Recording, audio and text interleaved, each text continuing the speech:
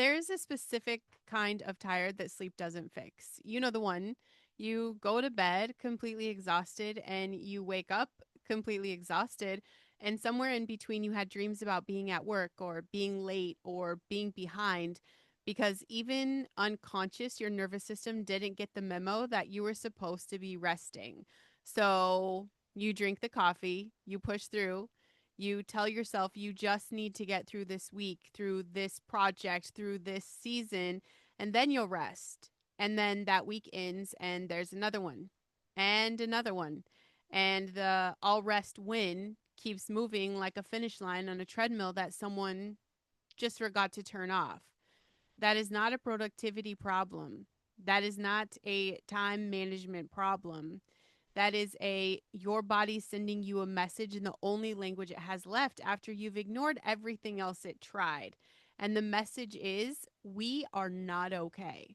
We have not been okay for a while. And if you don't stop voluntarily, I will stop you involuntarily. Listen, bitch, burnout is not weakness. Burnout is what happens when a person with a real calling, real passion, and a nervous system that was never designed for the pace that modern culture demands keeps running post every red light their body put up until what happens? The car just stops in the middle of the road. And that's what I want to talk about today, how you got here. The price, like what it's costing you, and what recovery looks like when you are someone who just doesn't know how to stop. Welcome back to the Listen Bitch podcast. This is episode 19 of the Rebellion season. That is season 10. And this one is, I feel like they're all personal, but this one is personal, not just for you, but for me, because I've sat in the exact seat that we're talking about today. I've been the person who confused depletion with dedication, who wore that exhaustion like a badge, who kept telling myself that the calling justified the cost. I was all about the hustle culture right up until the cost came due in a way that I couldn't ignore anymore. You guys, I want to make it clear your mess is your message, and burnout has been one of mine. So today I'm not just talking about this from, research and Google frameworks. I'm talking about it from the inside because honestly, that's where most of my shit comes from anyway. And if you're new here, I am Brandon Lynette, podcast coach. And if you have been running on empty, calling it hustle, wondering why you feel nothing, even when good things happen, this episode is for you. And it is also, this show today is brought to you by my favorite vibrotactile tech. Okay. This is an ingredient free patch. The pain patch, they have several for a lot of different things in your body, but the pain patch has become a non-negotiable in our house. My husband has dealt with debilitating back pain for years of trying everything, years of managing it, years of limiting what he could do and how much he could show up. The pain patch changed that for him. And it is no ingredients to second guess, okay? No chemicals to add to a body that's already overwhelmed. It's just relief that actually works.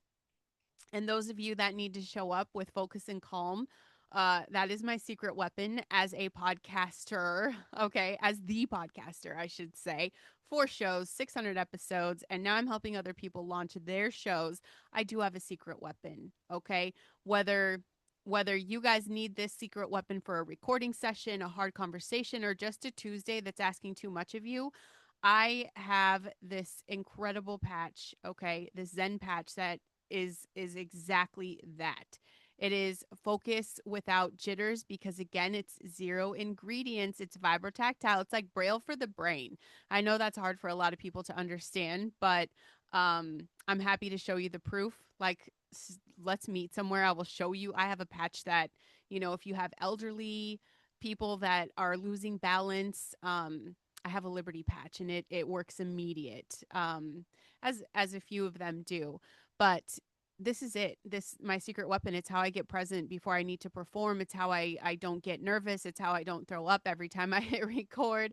But I have the link in the show notes. Okay, so please go check it out. And I think that Zen patch is going to help you if burnout is an issue. I can't say that it's exactly what has helped me regulate my nervous system, but I don't go very many days without it. It is my peace. It is the big thing that I can use in real world time that keeps anxiety and nerves at bay. But okay, bitches, let's get into this today. You could check the show notes to get resource, but like your body is not your enemy. It is your earliest and most honest advisor, and it's been trying to talk to you for a very long time. Before burnout arrives fully formed, it does send scouts, okay? It's going to send fatigue, and not the good tired that comes after a productive day, but the flat, like heavy tired that doesn't lift. And you ignore it, and then it's going to send irritability. That's the short fuse, the zero tolerance for things that normally wouldn't bother you, the snapping at people you love over nothing and then feeling terrible about it. You push through, then it sends that disconnection.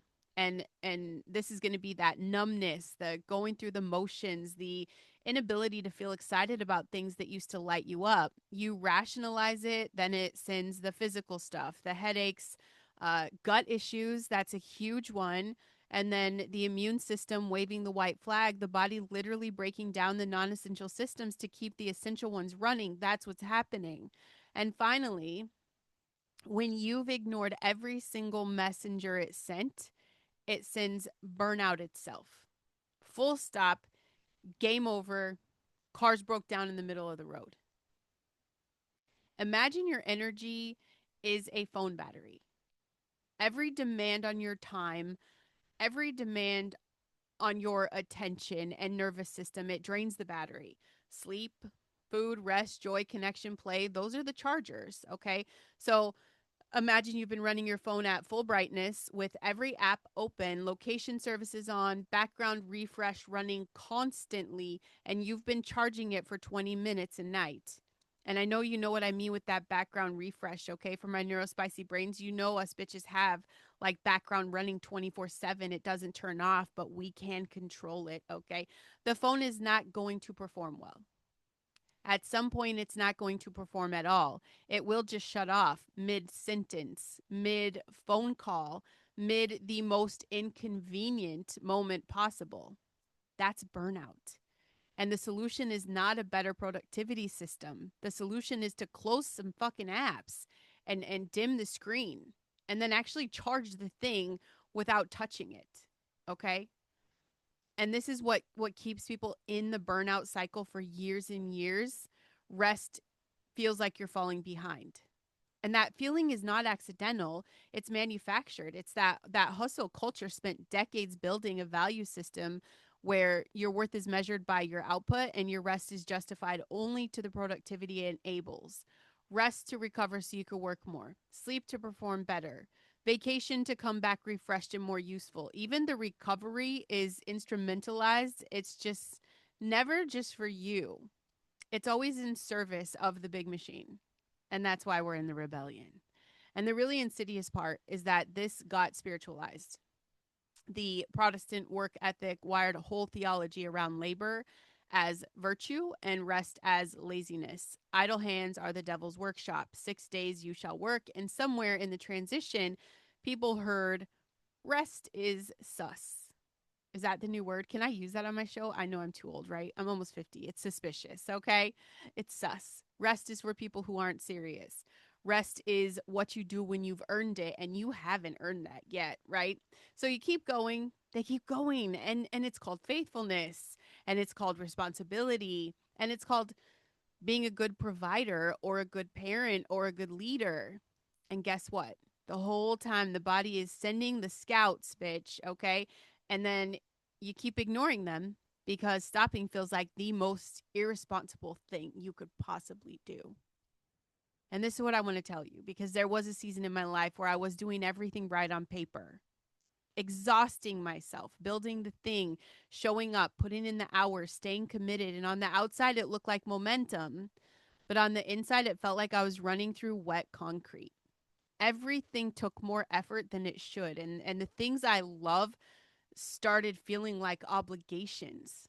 I stopped laughing as much. I stopped being present with my family. I was physically in the room and completely somewhere else. And the moment that broke through, the moment I couldn't rationalize past was, when my kid did something genuinely funny, something that any normal day would have had me doubled over. Like that's our biggest thing. We are laughing all the time and I just smiled like politely like a stranger just staring past her through her, and I watched my own face do that. And I thought something is definitely wrong. Like, not with the situation, but with me. I had been running myself so far past empty that I couldn't even access that joy anymore. And that's the moment I finally stopped arguing with the scouts in my own body and I really started listening. And for that neurospicy brain, okay, burnout has this, it's got this additional layer that I don't think it's addressed enough. And it's real. It's a documented, distinct experience if your brain is off the charts, and a lot of people look it looks different from what the mainstream conversation describes. Okay, it's not always a dramatic collapse. Like sometimes it's a slow creeping withdrawal, and the things that used to be manageable stop being manageable. The masking that used to be automatic requires a conscious effort. That executive function that was already working harder than most, it just stops showing up entirely. And because it comes on gradually and looks like, you're just having a hard time, it gets missed both by the people around you and by you. And this is going to show up like when you're doing work that you used to love and you feel nothing. When the passion that, started the thing has been completely replaced by the obligation and you can't remember the last time you did it because you wanted to versus because you have to. It shows up in your relationships as emotional unavailability. And it's not because you don't care, but because you've used every available resource on everything else, and there's genuinely nothing left by the time you get to the people that matter the most. Like you're present in your body and absent in everything that counts.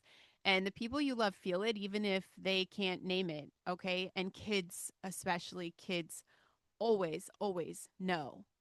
It shows up in the inability to make decisions, and this one is definitely underrated because when your prefrontal cortex is running on fumes, even small decisions feel overwhelming. What do you want for dinner becomes an existential crisis. Which email to answer first produces genuine paralysis. And then you feel stupid for struggling with things that seem so simple, not realizing that your brain is rationing cognitive resources the way a city would ration water during a drought. There's not enough to go around and it's shutting down the non emergency systems first, okay?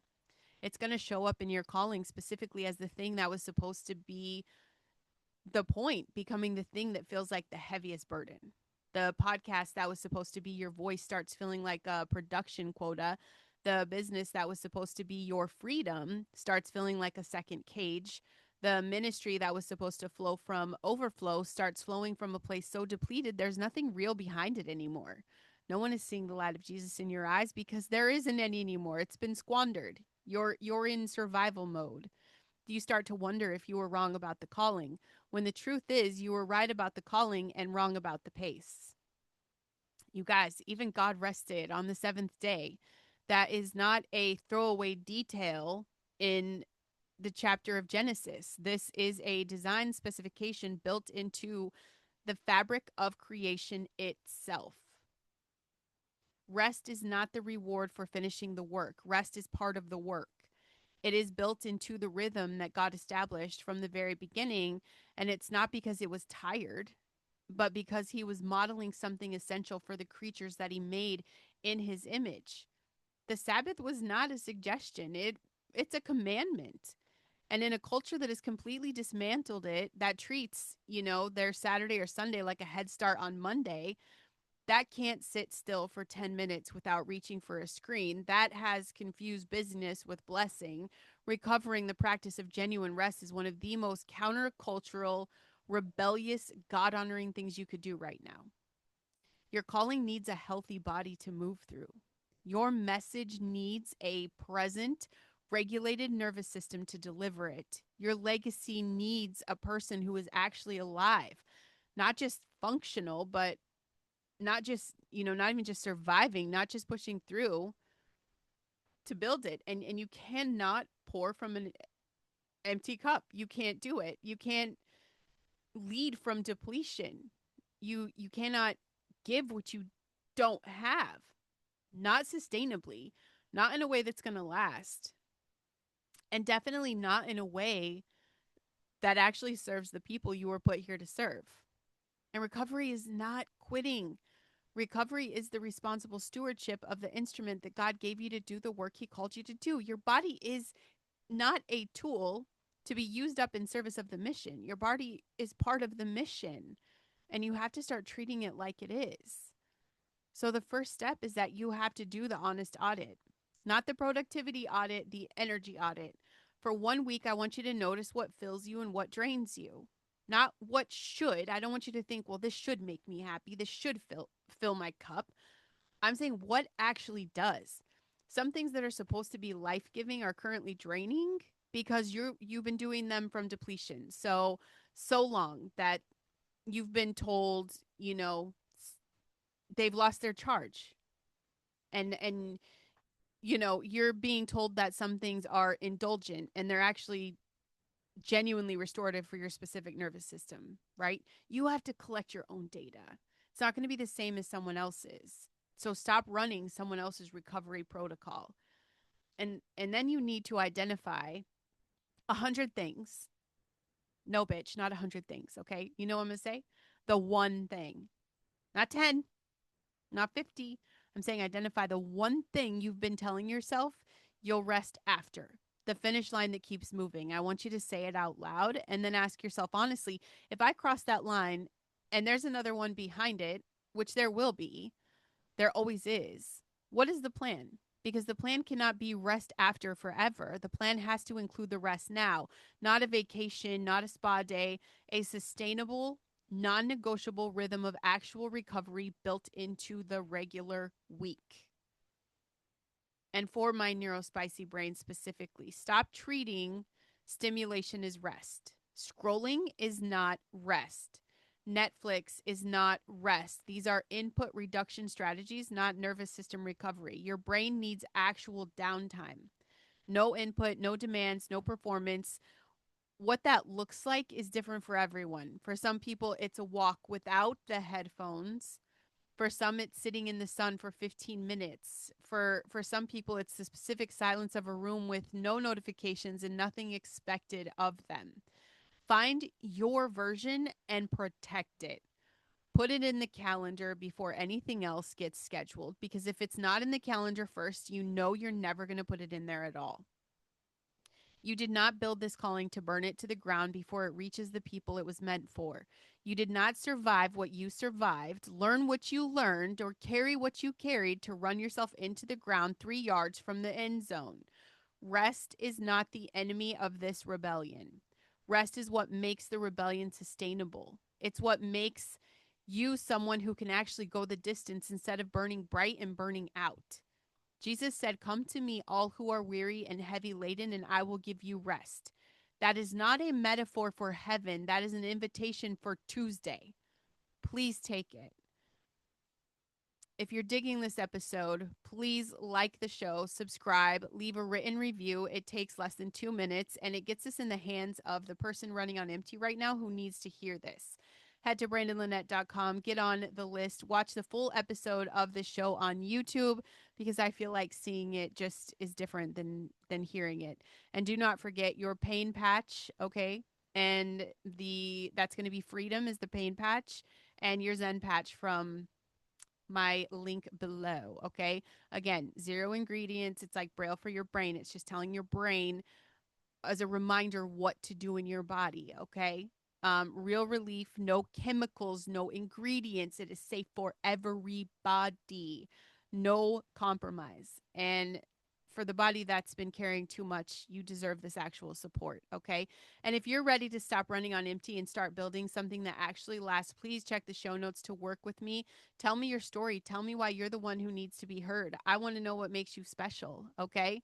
Stop, breathe, charge the phone, and not the phone. I'm talking about your body. All right. Love you, bitches.